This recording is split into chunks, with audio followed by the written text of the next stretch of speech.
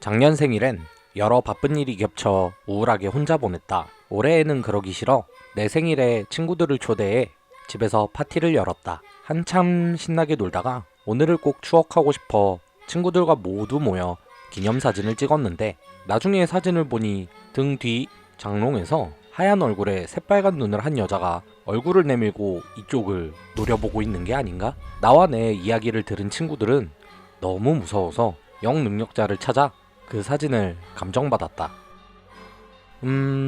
이 사진에서는 연기가 느껴지지 않아요. 심령사진이 아닙니다. 라고 하였다. 아휴, 우리 집에 귀신이라도 사는 줄 알았네. 정말 다행이다.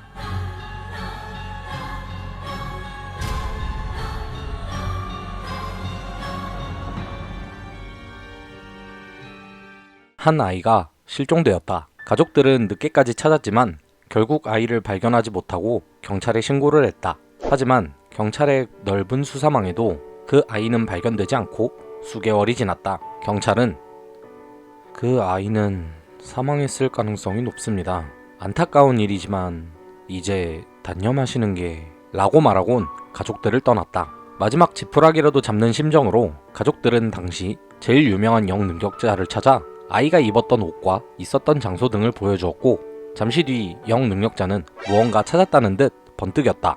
그러나 말하기를 망설이는 듯 했다. 가족들이 물었다. 살아 있나요? 네, 살아 있습니다.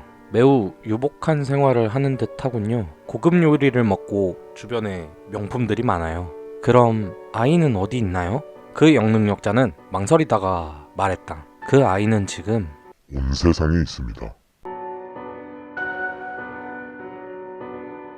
난 꼰대 같은 직장 상사 때문에 직장 생활에 신물이나 몇 년 전에 귀농을 했어. 어렸을 적부터 수박을 좋아했기 때문에 지금은 수박 농사를 하고 있지.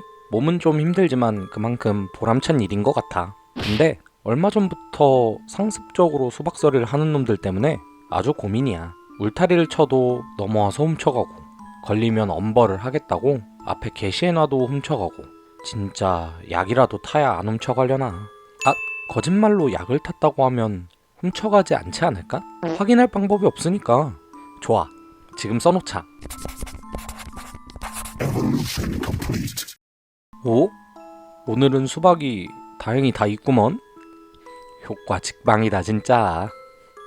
게시판에 써놓길 잘했어?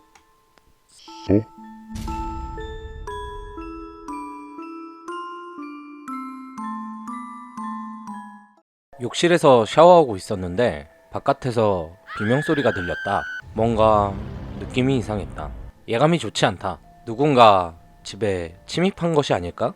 얼른 몸을 닦고 나가봐야겠다. 몸을 닦고 대충 타올을 걸친 후 서둘러 거실로 나가봤다. 그랬더니 거실에는 복면을 뒤집어 쓴 한 사람과 온몸이 피투성이가 되어 누워있는 가족들의 모습이 보였다. 설마 이자가?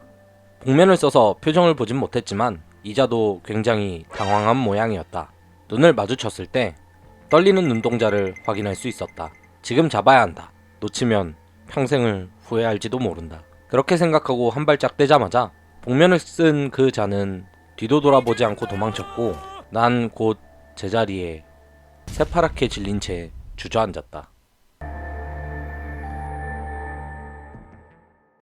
결혼한 지 이제 2년째. 평일에 일을 하고 주말에는 쉽니다. 빨래나 청소 같은 건 언제나 밀어놨다가 주말이 되면 한꺼번에 해왔지만 평일에 쌓인 피로 덕에 너무 피곤해서 오늘은 하지 않고 그냥 낮잠을 잤습니다. 마침 남편도 일어나지 않고 있어서 그 옆에 누워 같이 단잠을 청했습니다. 점심때쯤 초인종을 누르는 소리에 모니터를 들여다보니 30-40대 정도로 보이는 낯선 여성이 서 있었습니다. 남편에게 외도하던 여자가 있던 것일까요? 남편이 영 일어나질 않아서 이야기해볼 수도 없는 데다 나도 장못바람이라서 안에 사람이 없는 척을 했더니 계단을 내려가는 소리가 들렸습니다. 그런데 3분 뒤 다시 인터폰이 울렸습니다. 같은 여성이었습니다. 왠지 기분이 나빠져 똑같이 아무 반응 없이 있으니 그 여성은 다시 돌아갔습니다. 저녁쯤에 밖으로 나왔는데 문 옆에 편지함에 꽃 한 송이가 들어가 있었습니다. 시들어버린 국화꽃이 말입니다. 저는 무서워졌습니다.